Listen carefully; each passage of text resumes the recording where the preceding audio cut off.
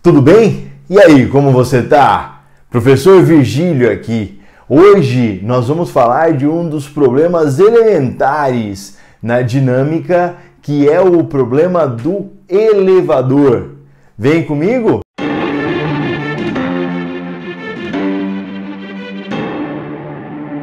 Olha só, o elevador é um dispositivo que foi criado para facilitar o esforço mecânico no deslocamento de objetos um pouco mais pesados ou até de pessoas, tá certo? Para níveis superiores. Eu vou falar algumas coisas que são triviais do elevador. A primeira coisa trivial do elevador, talvez você que esteja me assistindo já tenha visto um elevador. Se não viu, conhece alguém que viu. Se não conhece alguém que viu, então deve ter... Pesquisa aí na internet, tá certo? O elevador, ele tem uma única direção de movimento, que é vertical. Então o elevador ele pode ou subir ou descer. Então ele só tem um movimento. Lembra que uma das partes mais importantes da física da dinâmica, da mecânica, é você definir a direção do movimento. Você definir ali o seu eixo, o plano cartesiano. Então você define os eixos do movimento. A gente aprendeu isso, a gente aprende isso muito em movimento circular, em plano inclinado e tal.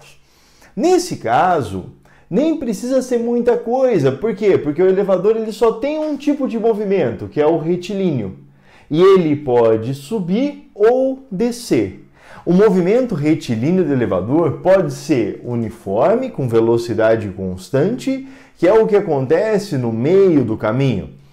Pode ser acelerado, quer dizer, aumentando a velocidade, ou retardado, diminuindo a velocidade. Coisas importantes e que é melhor que você anote aí e anote agora. A menor velocidade possível é zero. A menor velocidade possível é zero. O mínimo que o corpo pode ter é repouso. Virgílio, mas o meu professor falou em velocidade menos 2. Então, ele falou menos 2 porque ele queria te dizer que o objeto estava indo a 2 metros por segundo em sentido contrário à trajetória. Então, não existe mais lento do que parado, tá certo?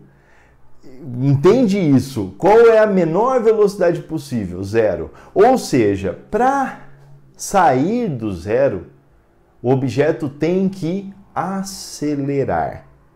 Tudo bem? Anotou isso? Olha só. A gente tem um elevador aqui. Temos 4 situações. Nós vamos analisar 6 situações. Tá bom? As 4 situações. Então vamos lá. Início da subida, fim, início, fim. Subida e descida. Eu quero dizer para você uma coisa. Existe uma força aqui que é comum a todos eles, que é a força peso. Tá certo? Então, e o peso do elevador, ele é igual em todos os casos. Então, vamos desenhar o peso? Vamos lá, ó. Desenhado os pesos, olha só, você percebe que todas as figuras têm o peso no mesmo tamanho. Então, estamos falando do mesmo elevador. Existem 2 situações que o exercício pode te pedir. A primeira situação é a que a gente vai analisar aqui, a tração no fio. Então, o que acontece? A gente tem aqui, ó, sustentando o fio, um motor. Ah, Virgílio, mas eu vi lá que tem um contrapeso. Vamos esquecer isso por enquanto, tá bom? Temos um motor. Tá? Então, o contrapeso é para fazer o motor funcionar um pouco com uma potência menor, para fazer economizar energia. Mas vamos lá, motor. O que o motor pode fazer? O motor pode aumentar a tensão além do peso e deixar a resultante das forças apontando para cima. Mas também o motor pode aplicar uma tensão menor que o peso e deixar a resultante das forças apontando para baixo. Vamos de novo? Quando o móvel sai do repouso, ele acelera, tanto se ele for para frente como se ele for para trás. Então ele acelera. Por exemplo, nós temos uma situação aqui, ó. Início da subida. Início, eu estou lá no primeiro andar, eu quero ir ao 7º andar.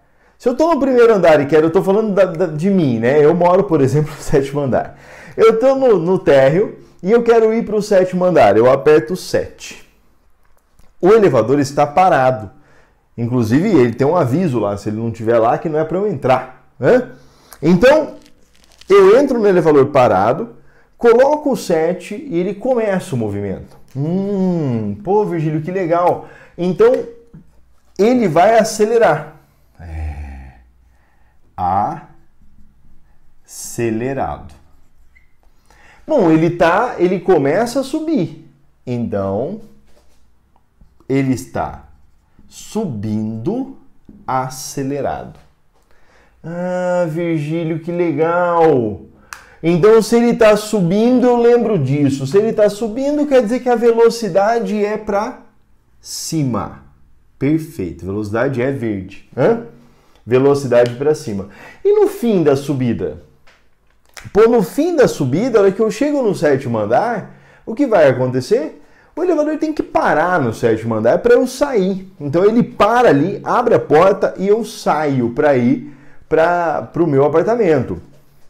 Bom, então para ele chegar ao zero, se para ele sair do zero ele precisa acelerar, para ele chegar ao zero ele precisa retardar. Então o movimento é retardado.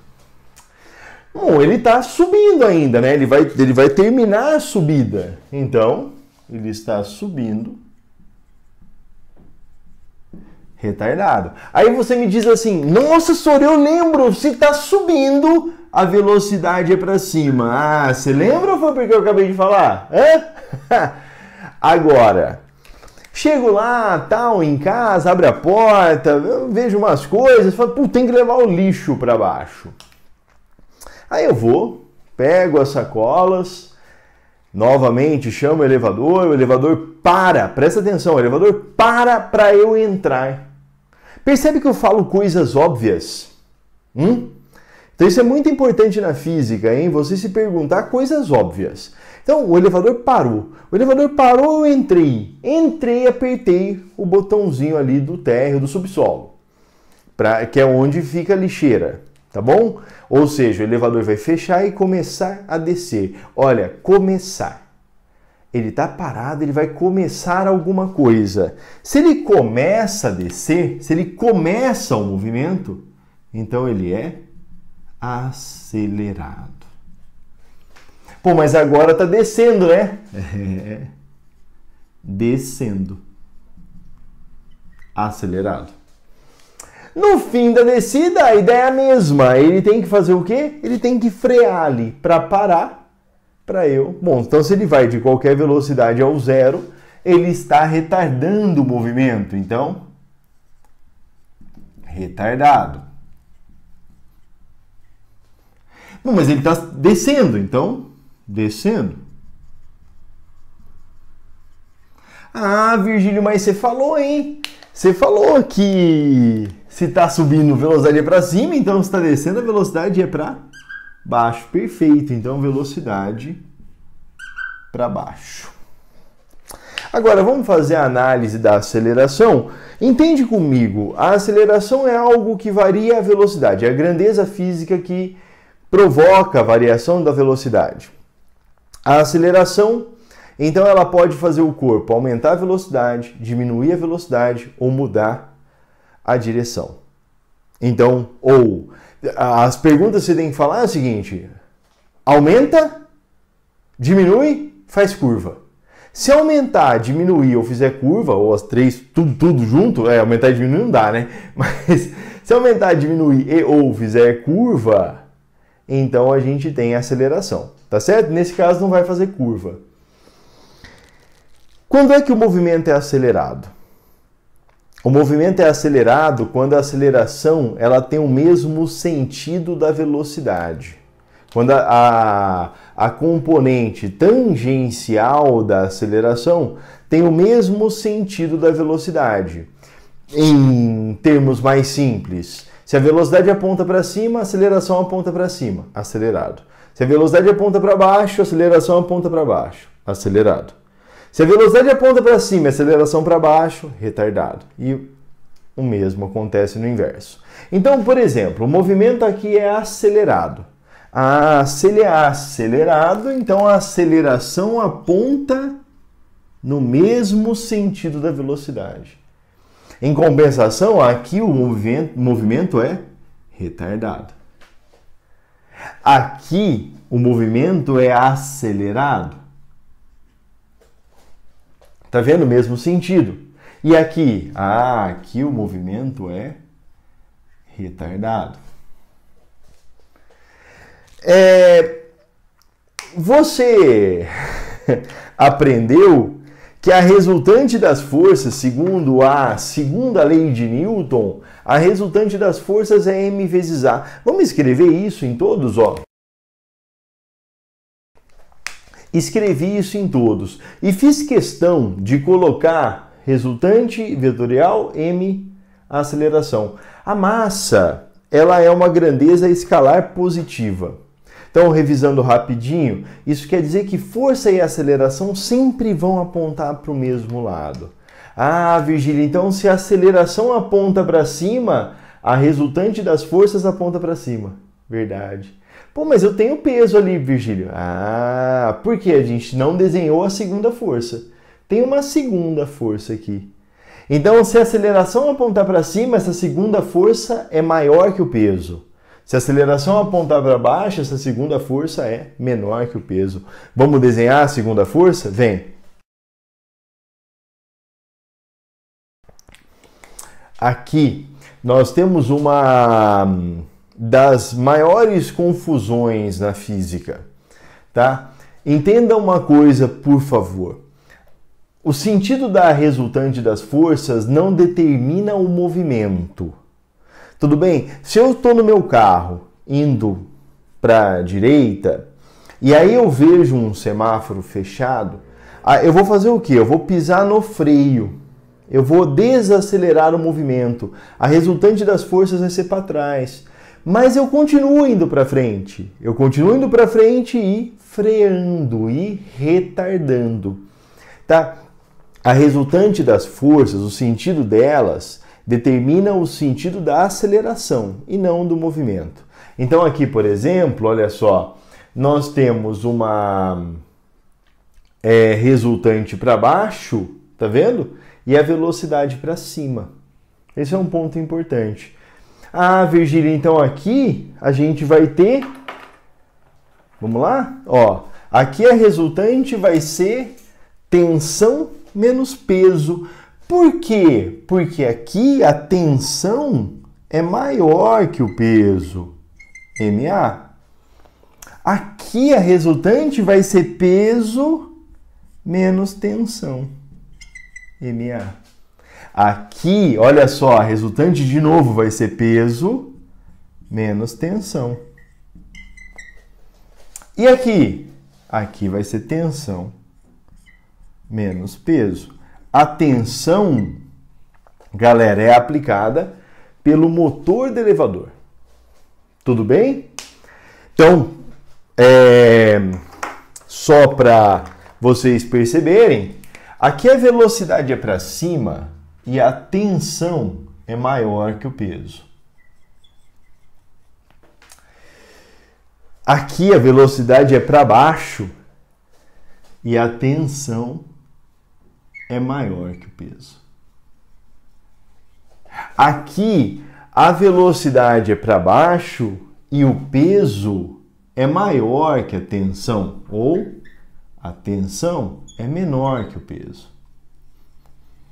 Aqui a velocidade é para cima e a tensão é menor que o peso. Talvez isso na sua cabeça faça uma confusão. E é por isso que isso aparece bastante nos vestibulares, porque essa confusão do sentido da orientação da força com a velocidade é uma confusão comum aos vestibulandos, tá certo? Agora vamos colocar valores aí para a gente fazer, antes de eu desenhar o quinto caso e o sexto caso, eu vou colocar valores para vocês, tá bom? Então, vamos lá. Os valores que eu coloquei para você são a massa 600, a gravidade 10, o que nos dá o peso de 6.000, a aceleração máxima que o elevador vai ter é de 2 metros por segundo ao quadrado, e eu quero a tensão máxima no fio para obedecer a essa situação aqui, tá certo? Tensão máxima ou tensão mínima, eu vou chamar de tensão. Tá certo? Então, ó, tensão. E a tensão para isso acontecer. Tá? Eu sugiro que você pause o vídeo e faça sozinho para achar o valor das tensões. Pausou? Então vamos lá, ó. Aqui vai ficar, então, eu vou fazer bem rapidinho, então eu vou acelerar essa bagaça aí, ó. Vai ficar T menos 6.000 igual a 600 vezes 2, o T vale 7.200. 6.000 menos T.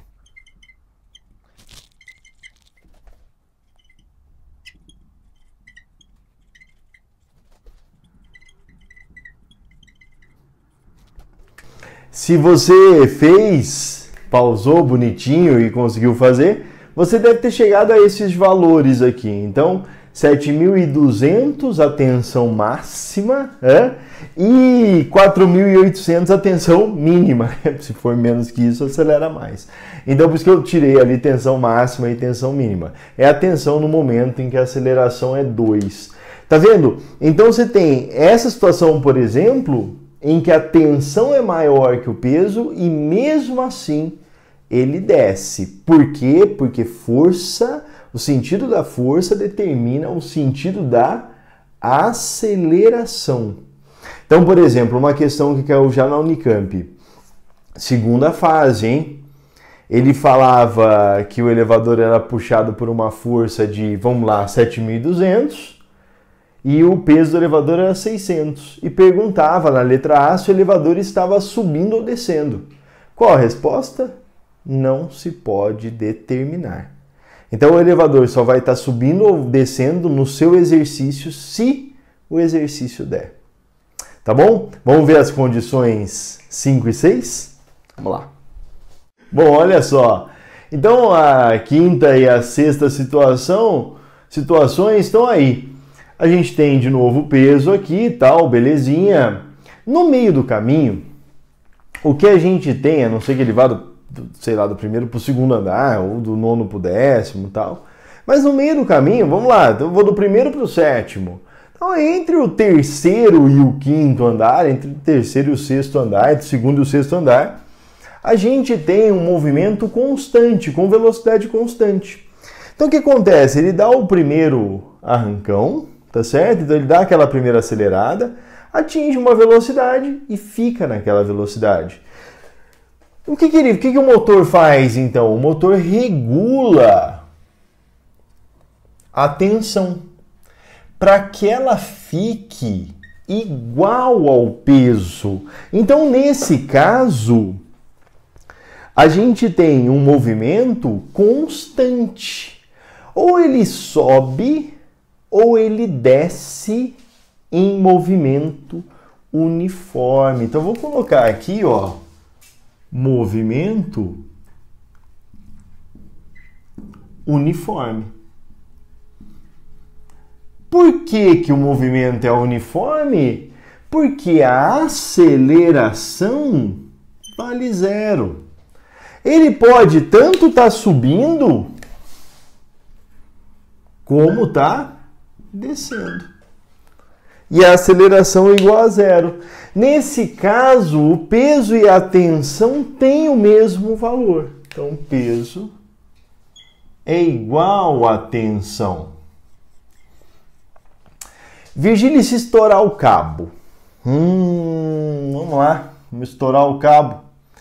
Se estourar o cabo, a gente tem uma condição chamada de imponderabilidade. Nossa, senhor, que nome zoado! É verdade. A imponderabilidade é o que os brinquedos de parque de diversão querem que você sinta. Que é a situação muitas vezes de queda livre, que é a situação que você não tem apoio embaixo, que você não tem nada te segurando em cima. Isso é a imponderabilidade. Então a imponderabilidade acontece quando a única força que atua no corpo é o peso. Por exemplo, um astronauta num satélite girando num ônibus espacial, tal. A única força que atua sobre ele é o peso. Então ele está numa situação de imponderabilidade. Virgílio, então para ele é como se ele estivesse caindo o tempo todo? Para ele é como se ele estivesse caindo o tempo todo. Então essa é a sensação que ele tem. Tá, aí lógico, tem os movimentos ali para dar uma gravidade artificial, mas não é o caso de a gente pensar nisso agora. O que é uma situação de imponderabilidade, então? Quando eu não tenho tensão. Vamos lá, a gente pode aplicar as mesmas fórmulas, tá? Ou quando a aceleração, até melhor, vai. A aceleração é igual à gravidade. Tá vendo? Ó? Quando a aceleração é igual à gravidade, a gente tem a situação de imponderabilidade. Algo importante que eu tenho que falar para vocês é, como eu já disse, tem duas situações que esse exercício trabalha. Ou com a tensão, que é a força do motor, ou com a normal. Normal, gente, também chamada de peso aparente, tá bom? Anormal, então às vezes o cara coloca um sujeito aqui dentro do elevador sob uma balança. Então ele sobe em uma balança ali e aí ele fica... Porque o que a balança marca? A balança marca a força que eu faço nela. E a força que eu faço nela é anormal, tá bom? Tanto que se eu saltar, por exemplo, o meu peso não muda. Só que a indicação, a marcação na balança vai mudar. Você já deve ter feito isso quando criança. Se não fez, parabéns. Se fez, você vai se lembrar. Que é pular no elevador. Então, esse cabo aqui, ele tem ligado a ele um dinamômetro que regula a tensão, tá certo? Então, se você pular no elevador, ele vai acusar um valor indevido ali, e aí ele faz o quê? Ele trava o elevador. Ele trava o elevador e espera estabilizar. Então, por exemplo, numa situação de terremoto, o elevador vai travar, ele vai parar. Tá? Não só elevador, você pensar, por exemplo, em teleférico. Tá? Aqueles teleféricos. Se der um terremoto, o teleférico trava. Então ele não vai continuar o movimento para você chegar no final. Ele vai travar ali porque é a situação de maior segurança. Tá bom? Bom, então vamos lá. Nesse caso aqui, tração igual a peso. Então a gente já sabe que a tensão vale 6.000. E aqui? Aqui a tensão vale 0. Eu espero que você tenha entendido essa aula teórica, mas, como quase sempre, vamos resolver um exercício. Bora lá? O primeiro exercício vai aparecer para você aí e eu vou ler ele rapidinho enquanto pego os dados. Um fabricante de elevadores estabelece, por questão de segurança, que a força aplicada nos cabos de aço que sustentam seus elevadores não pode ser superior a 12.000 newtons. Então a tensão máxima é de 12.000 newtons. Considere um desses elevadores com uma massa total de 1.000 quilos. Massa, 1.000 quilogramas. E a gravidade vale 10. Nessas condições, qual a aceleração? A gravidade vale 10. Se você quiser pausar o vídeo e fazer, eu acho ótimo. Pausou? Então vamos lá. Ele te dá a tensão máxima. Então, vai ser o quê? Essa tensão máxima acima do peso, né? Então o que a gente vai ter nessa situação? O elevador subindo ou descendo? Não importa, não sei. Ele pode estar tanto subindo, acelerando, quanto descendo, retardando, puxando para cima. Tá bom? E aí você vai brincar assim, ó. Resultante das forças MA.